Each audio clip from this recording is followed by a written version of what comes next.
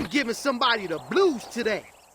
Welcome back to the channel, everyone. Today we have the conclusion to the final tournament of the Tekken World Tour. The TGU is now over, and it was dominated by, you guessed it, the Pakistani players. I believe it was Gakoma or Rangchu, one of the Korean guys or Japanese guys. They put on Twitter the previous winners of each TGU, and it was all Pakistanis. Like the John got a piece, Arslan got a piece, and now, Newman got a piece. They won like 4 years in a row. It seems like when it comes down to this final tournament, they always show up in force. They always show up meaning business, and they secure the win.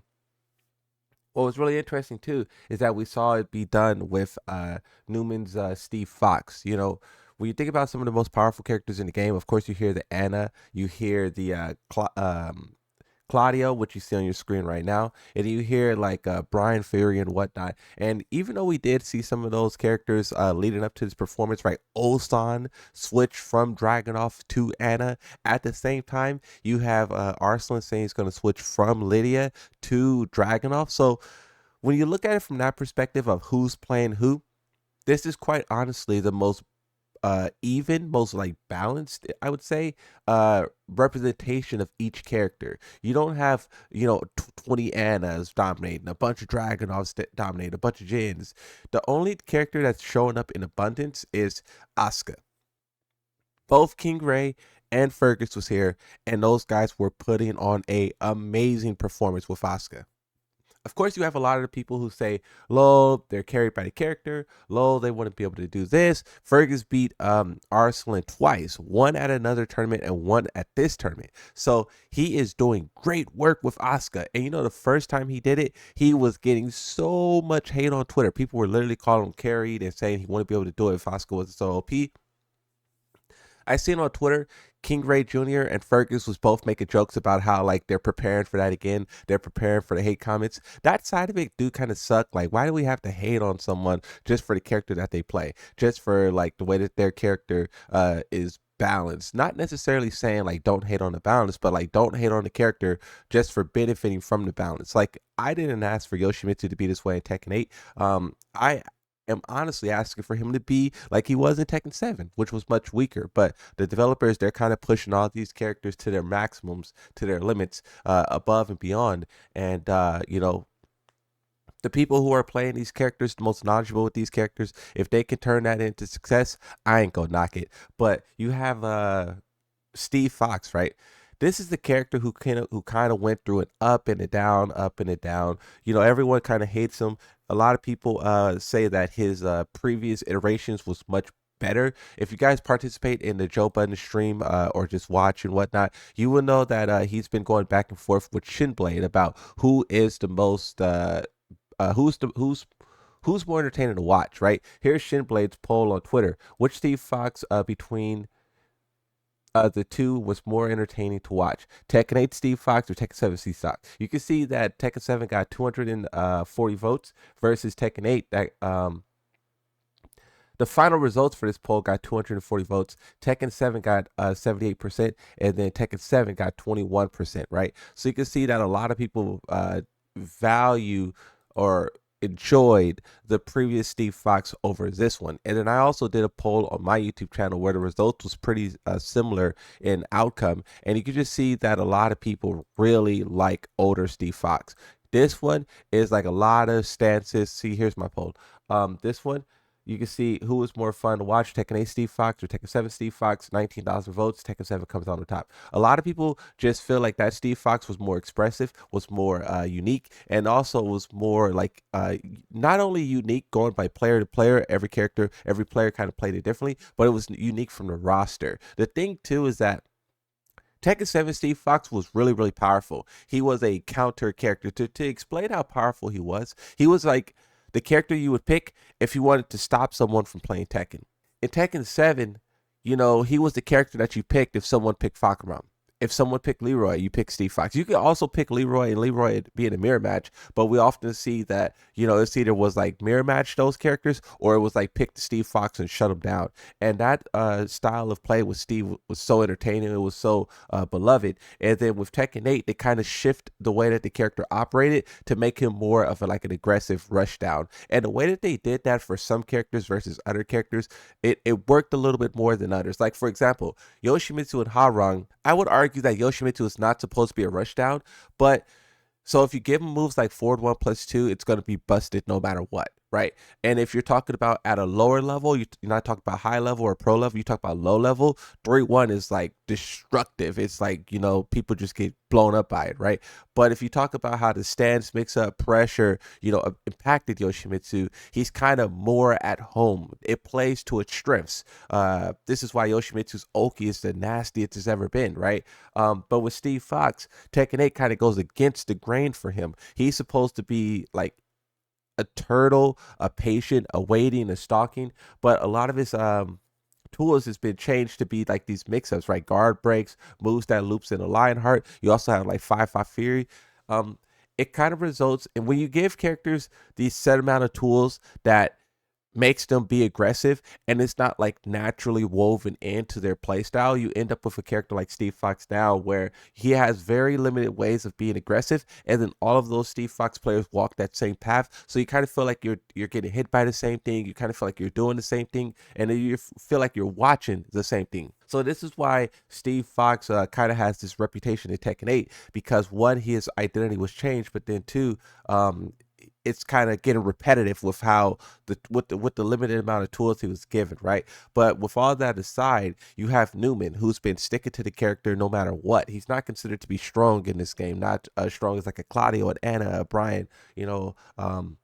He's he's pretty decent, but he's never talked about, like, he's not nothing to worry about, right? So the fact that you have Newman sticking to Steve Fox, you have players like John sticking to King. King is really powerful, so I understand why he would stick, but you do have some of the Pakistanis who switch, and there's some of them who stay. The ones who stay, they also find just as much success as the others who switch around. And with what Newman was doing in his grand finals, it really just shows you how like balanced and unbalanced the game is at the same time. Balanced in the sense that every character can kind of do the same thing. Every character can really put out that same damage, same combo, same mix up, same pressure. But then unbalanced because it's like certain characters really take it over the top. They're just a little bit more effective. Like how I was talking about Yoshimitsu being a little bit more effective when it comes to Oki, right? Certain characters could just push one aspect farther than the others, and then that's what they become known for. But this is like an excellent showcasing of Steve Fox. And even though he went down a little bit in this grand finals against Tavir, Tavir is an awesome player as well, right?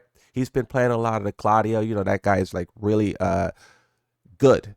A lot of people talk about Claudio. Let's talk about Claudio now. A lot of people talk about Claudio, and they ask whether or not he's like a simple character, an easy character, and the answer to that is yes, right? His gameplay is very straightforward. He has like the lowest moves in the whole game. Less is more is the type of fighting style that you're going for with Claudio, and he's very efficient, very effective.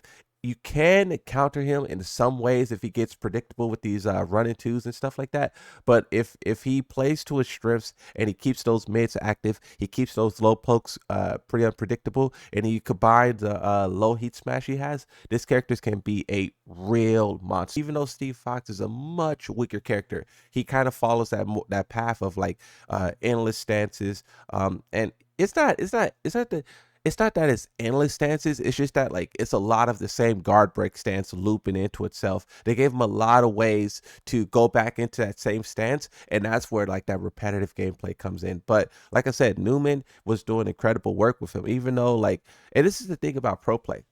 You got to stay unpredictable, right? So when your character is constantly going back into the same stance, that shit takes more skill and more knowledge to be able to constantly mix up your opponent. One thing that Arsenal has said about the characters Lars, and I think it applies to this situation right here, is that Lars is a monster in this game, right? But at the pro level, the Pakistani elite level, those guys have the reaction time. They have the knowledge to shut a character like that down. So when you're dealing with people who have that ungodly ability to shut your character down or react to what your character is doing. You know, I had a debate with a Steve Fox player a little bit about whether or not guard break is reactable, and the guy did prove that it is reactable. It's difficult, very difficult, but it is possible to do. So when you're dealing with these guys who can do those things that are possible to do, right here, you can see that the bracket was reset. They did a rock, paper, scissors, and they still ended up on the same side. So you can see that Newman is not getting an easy pass here. His Pakistani teammate is really, really putting the pressure, and it's really trying to but he was just talking about how, like, your biggest rival is sometimes the people you practice with. They'll help you win before the match, but then hope you lose, right? So that's like real. And then he also put this tweet here as well, where he said, competitors pretending to be friends. So you can see how, like, even though from an outside perspective we see all these guys, it's like, oh, these guys are brothers, they're friends, they're working together. It still's like, with these guys being so good and being the most biggest threats at a tournament, it's gonna result into like these guys being biggest enemies. Like you see here in the top 8, how many of them were Pakistani? Like these guys are they're standing in each other's way when it comes to victory. And everyone wants to be the one to lift up that trophy. Everyone wants to be the one to celebrate. The TGU being the tournament at the end of the year, everyone wants the tournament points. Everyone is trying to either qualify for top 4 so they can skip group stage, or people are trying to just qualify for the top 20. But Evo, everyone shows up for the prestige. Everyone shows up for the trophy. For the TGU, everyone shows up for war.